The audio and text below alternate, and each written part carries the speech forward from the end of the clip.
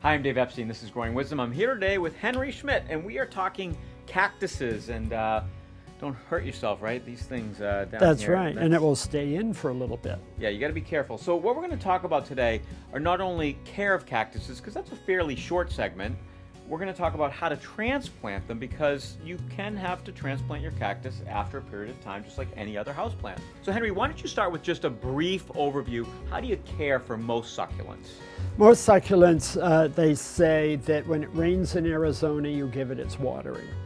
But Arizona can be too dry, especially in the house. So usually once a month, once every 2 months will be ample for this. Okay, so eventually cactus continues to grow because you've watched a couple of Growing Wisdom episodes. You know what you're doing. And now we have to transplant. So this is an agave. Right. It grows in the desert, gets real big. Real big.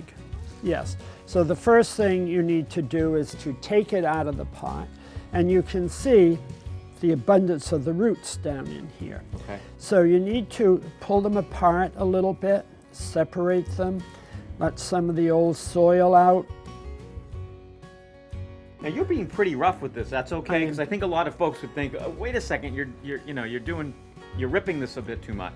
But I'm not ripping the roots. Okay. I'm separating them. You I got can you. see all the roots are still there. They're still open like that. It's a nice thing.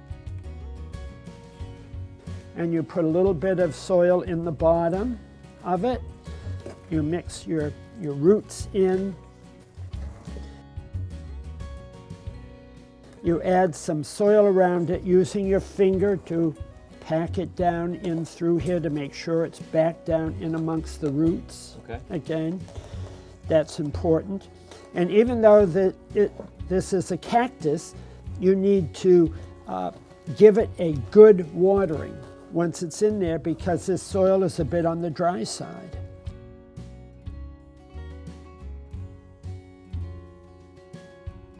And now you can feel the weight on that once again. Yep. Yeah, that looks great.